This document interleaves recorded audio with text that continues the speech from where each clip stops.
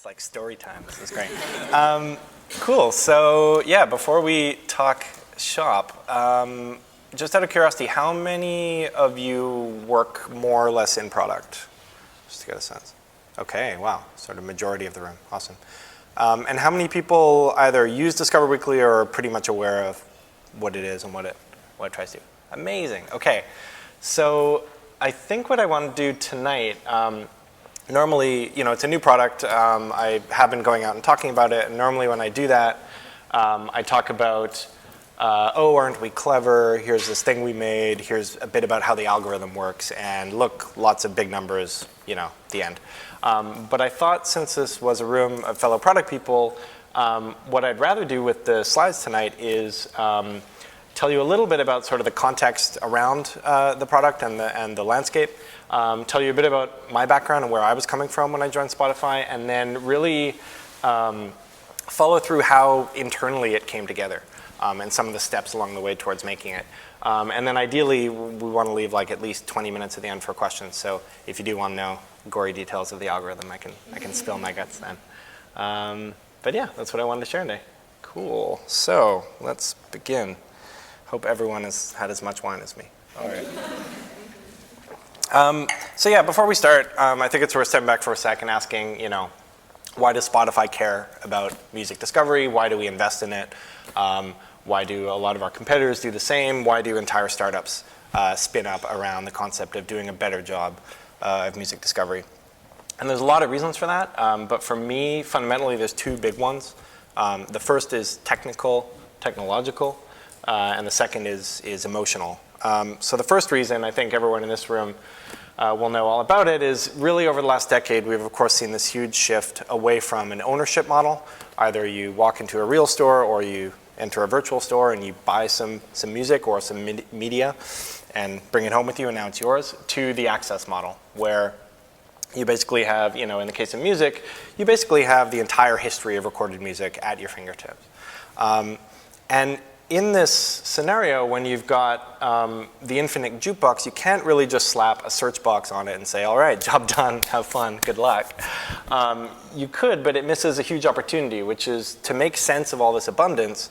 I think the promise of really smart music discovery technology is that in a more comprehensive way than ever before, we can always connect the right people to the right music. Or if you flip it around from the artist perspective, you should always be able to find the right ears wherever they are in the world for whatever it is you're doing, whether that's 20 people or 20 million people. And so really, when we think of the fact that we are currently rebuilding the music industry and the music economy and how music travels throughout the world, we feel that this is not only a cool opportunity to make connections that haven't been able to be made before, but also a responsibility when it comes to the people actually making music. So that's the first thing. Oops, sorry. The second thing is a feeling, which I've illustrated in an old-timey way here. This is an old feeling. It's as old as music itself. And I think anyone who cares even a little bit about music knows that the thrill of that moment when you first get turned on to a new song or a new band. And the reason that feeling is important is essentially in this age of access over ownership, just pure catalog, a new release, some back catalog, that's commoditized. You can basically, if you just want to hear the new Justin Bieber album start to finish, you can go to a lot of places for that. But what isn't a commodity is your ability to create a compelling user experience and to retain, the loyalty of your users by making them feel like this on the regular. So that's a really powerful feeling, and I think the better we can get at being, at creating these kind of scenarios, the better chance we stand to attract and retain users. So it's really important for that reason too. So I've been scratching away at music discovery and music tech for over a decade now. Mostly over in London, actually, where I lived until the beginning of last year. I started back in 2005 at Lastfm, along with Johan, who's here somewhere. He joined shortly after me. We were both early engineers there. And Lastfm was a pioneer in using a semi-automated collection of what people were listening to do collaborative filtering and recommendations on music listening data, to create online radio stations, and to connect you to other like-minded music fans. And so I spent 6 years there and actually helped carve out the product layer there. I was a lead engineer, and we actually just had the founders and the engineers, sort of typical 10 years ago startup story. So I eventually moved over into product and was head of web product there. From there, I took a bit of time off, but then ended up spinning up a London office for a company called the Echo Nest, which was, if you imagine the sort of sciencey bits of Lastfm, they were like that writ large. 2 MIT Media Lab guys started it, and they had an incredibly rich API and set of music. They crawled the web. They did a bunch of other things. They're now actually part of Spotify, as it turns out, so it comes full circle. But I joined them in 2011 doing kind of R&D special projects for them. Briefly experimented with music and booze discovery. If this one kind of got away from me, we can talk about it in Q&A if you're curious. But then out of projects for the Echo Nest, I actually ran my own startup for 2.5 years, and it was called This Is My Jam. And it was basically, I wanted to play with the opposite product impulses from everything I'd done till then. It was always real time, big data, lots of listening, crunch the numbers. And I really wanted to experiment with slow instead of fast, with hand-picked songs. So This Is My Jam was a music social network where you got a profile, and the only thing you could do with that was put one song on it at a time. And it was meant to be your favorite right now, and then you follow people, get a playlist of their favorites, and it changes slowly. You update it only when you find something really great. So that was sort of me playing with constraints and seeing how far I could push the kind of slow, hand-picked, human-curated side of music tech. But fast forward to the end of, the end of 2014, the beginning of last year, and the phone rang, and it was my friends at Spotify, and they said, hey, we've got this super talented machine learning and discovery team in our New York office, and they need a senior product person. How would you like to do music discovery at Spotify scale? And basically, I was on a plane a month later and moved to New York. The first team I started working with there, they, like I said, there were a bunch of machine learning engineers. And so they maintained a bunch of really interesting models of listening taste and all the songs on Spotify. And their main window to the user was what we call the Discover screen. And so it's still like this today. You go into the browse section of the app, and then you tap on Discover, and then you basically get a grid. It's a little bit like Netflix, where it says, hey, because you're into this kind of thing, and it's organized around strips of albums, and it goes all the way down. Here's some top recs, here's some new releases, here's similar to artists, and things like that. And when I came across this, I quickly recognized two things. One, that there was some really solid engineering behind this. Two, it was dramatically underserving the Spotify user base. It just wasn't really getting any love. Not enough people were using it. And so there were a couple theories about why that might be. The first theory says Spotify's growing. We're becoming more and more of a mainstream product. And turns out, music discovery, it's kind of a niche music nerd thing. Not that many people actually want to go crate digging and discover music. There's a lot of other ways to do that, and this is just for power users. So that was one line of reasoning. The second line of reasoning, which I believed in more, was that something about the packaging or the delivery of this was wrong.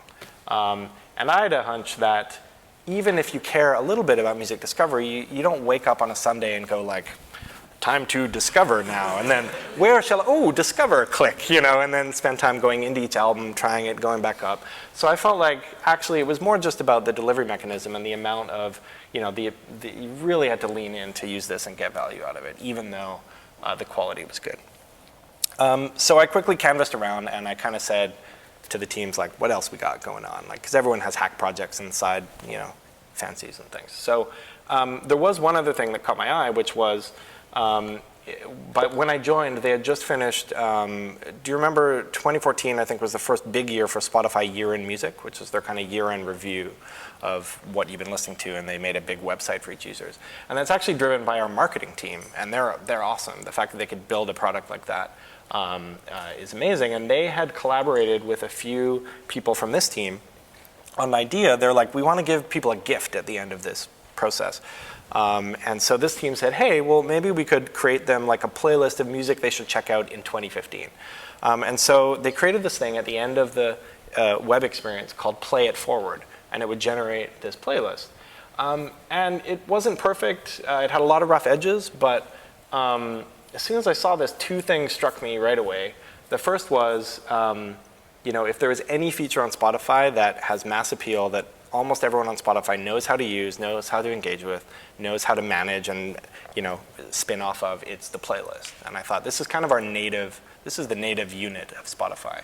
And in fact, since Spotify started, users have curated more than 2 billion playlists. So we actually have 2 billion of these on the service. I think that number is even bigger now. And then the second thing was, I talked about these machine learning models. The one that had sort of become the main model that we were using to power the Discover screen and other stuff, the irony was, it was actually programmed by playlist saves, not by listening and collaborative filtering. So essentially, we'd created a model by looking at what songs people were adding to playlists and learning about the relationships between music by what real people on Spotify were curating next to one another. And this was actually the first time anyone had ever thought, this whole model is based on playlists. What if we tried to make a playlist rather than using it to recommend artist to artist or album to album, that kind of thing. So immediately I was like, okay, there might be something here. And so alongside the other work we were being asked to do, I spun up just a really small group. It was essentially one engineer, lead engineer, who was passionate about this playlist idea. It was me. And it was a bit of time from Paul Yu, who's a really talented designer at Spotify. And the three of us started quickly just jamming on this idea. But we gave ourselves one constraint. We said, whatever we make, it can't have any custom UI or extra bits. Let's see how far we can get with this idea just as a vanilla Spotify playlist. So that was kind of the constraint we imposed. And it was a bit practical. At the time, we didn't have a lot of front-end client developers on the group. That's changed now, but that was motivated by real constraints too.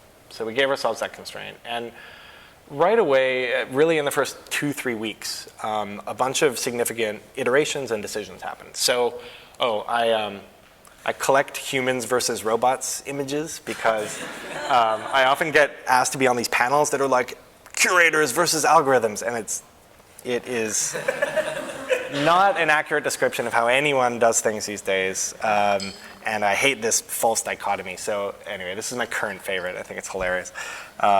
So we started iterating, and the first thing we started looking at was how long should this playlist be, right? We're going to fill it with music we think a user might like.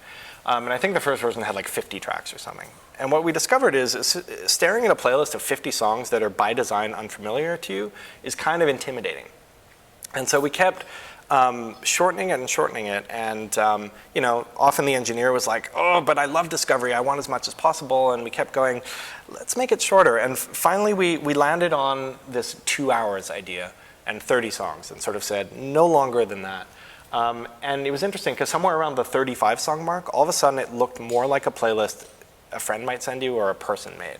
And it was just this, I can't even, the shift was really subtle, but we were like, okay, this is a good length. This feels like a human, less intimidating, approachable length. You could imagine listening to 2 hours of music. It's not crazy. And then we thought, well, how do we update it? Maybe when you listen to it, it changes. Maybe depending on how often you listen to it, we update it. Maybe you click a thing. And then we were like, no, we said vanilla playlist. We can't add any special features. And also, we realized we had the opportunity to maybe create a bit of a ritual around it. We thought if it was based on how often you consumed it, it would be different for everyone. It might be confusing and feel like black magic. So we said, 2 hours of music, how often do you really want to hear 2 hours of new music? That takes energy, right? Listening to stuff that you aren't familiar with, it actually does take a bit out of you. So we thought weekly, and then we were searching for a name, and Paul, the designer, was like, well, you might discover weekly with this play. And anyway, so we hit on the name, so that was good. So within a couple of weeks, we had like the size, and we had this idea of every Monday we would refresh it for you. So that started to feel pretty good. Then we had another challenge, which was we decided this thing was called Discover Weekly. So it says Discover Weekly by Spotify. And then playlists have a short description. It's like 2 lines of text where you can be like, this is a blah, blah, blah. But most people don't read it. On mobile, it's hidden behind a swipe. And we realized we needed to communicate that this wasn't just another playlist from Spotify. Like we have Acoustic Coffee House, we have Good Morning, we have Get Pumped, we have Rap Caviar, we have all these playlists. People might just think it was another one of those. So we needed to convey that it was personalized and it was just for you. And we were kind of running out of real estate within our constraint to do that. So we went for the oldest trick in the book, which is why don't we put your face on it? So we have many of our users are connected to Facebook, and we realized we could get their profile photo.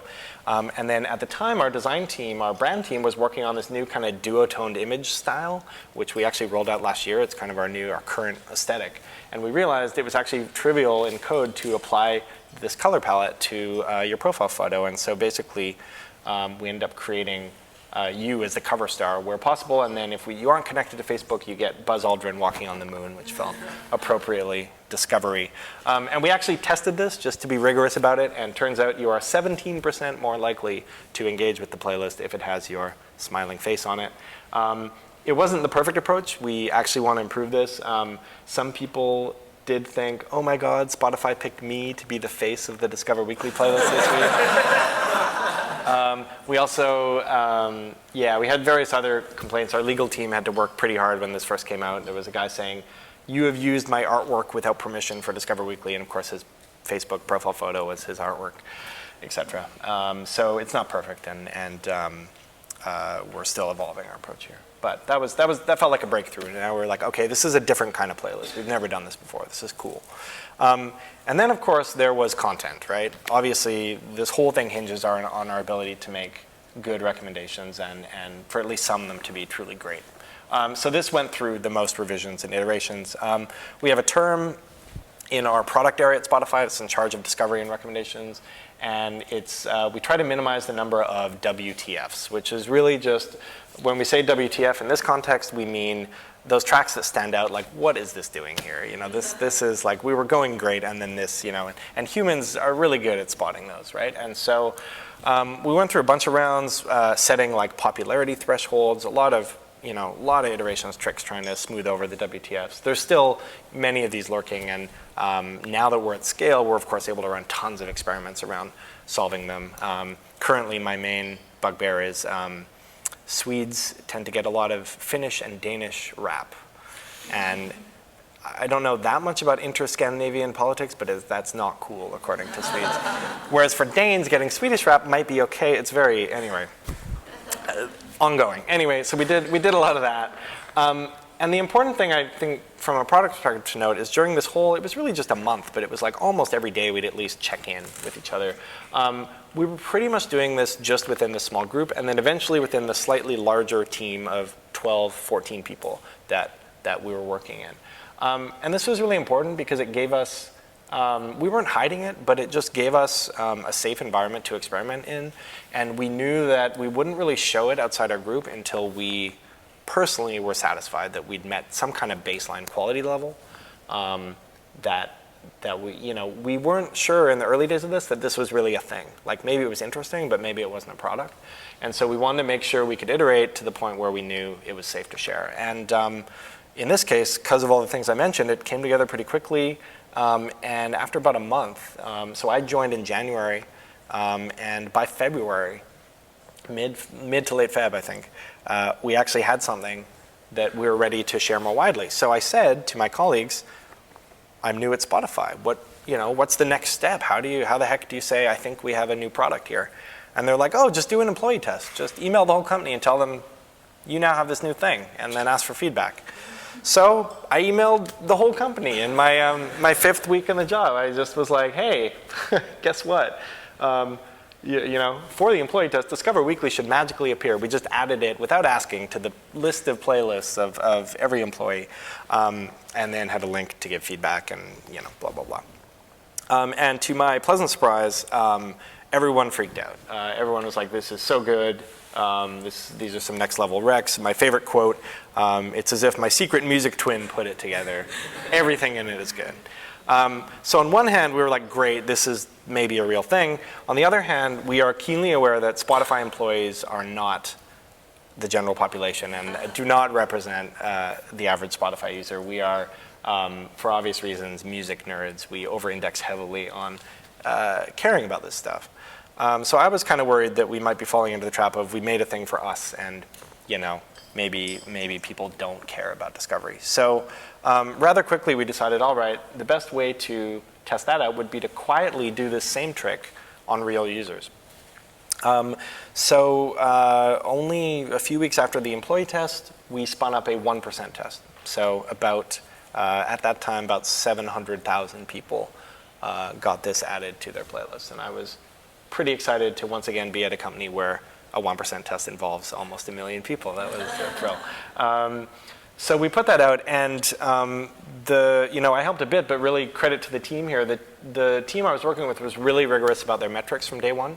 Even with the employee test, we actually had some dashboards up. There are, almost 1,500 Spotify employees at that time, and that's enough to actually start seeing some patterns in data. So we have a framework we call reach, retention, and depth. Reach is, okay, of everyone who could have used it, how many people actually streamed using that feature?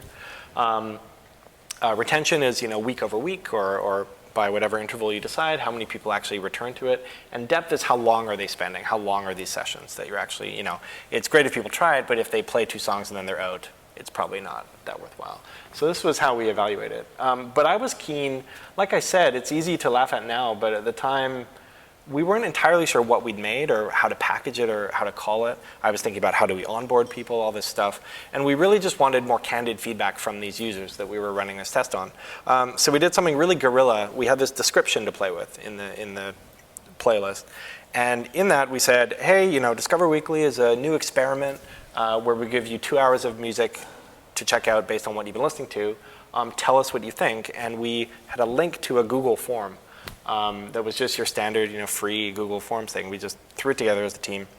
And it just had 2 questions on it. Rate the music in here out of 5. 5 meaning, wow, I found my new favorite song.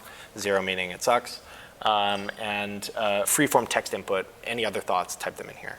And it was crazy. We got over 1,500 responses in our first 2 weeks. We were very proud of our Yelp rating of about 4.3. So, I'd probably eat at this restaurant. And for me, the coolest thing was people really opened up about like, hey, this is how this makes me feel. Hey, this is, what I think this is. And actually, as we got closer to the full rollout, I worked with our consumer marketing team, product marketing team, and we actually ended up basically using language that came from our own users telling us, so a lot of the feedback was like, it's like a friend made me a mixtape, so we ended up using that in the messaging. So actually a lot of the language in the press release and when we went to market with this thing came from what people told us they thought the feature was during this test. So that felt really cool. And again, that was just fairly serendipitous. We just wanted a bit more color to the cold hard numbers we were looking at. But the numbers were good. The numbers were crazy good, in fact. And normally at Spotify or anywhere really, as a product person, when you're about to roll something out, you think, all right, what are all the touch points? How do we onboard existing users? How do we onboard new users? Maybe we should have explicit feedback, like you should be able to say thumbs up, thumbs down, perhaps. We knew there were a lot of things we wanted to build, and we'd really done this test by kludging it. We just, without asking, kind of impolitely, we'd added it to people's playlists. And until now, I'd been thinking, oh, we would never ship it like that. Like you can't just sneak it in there and hope they notice it and call that like a good product launch. But then the response was so overwhelming, and we were sitting on this thing and going like, people would like this. That is exactly what we did.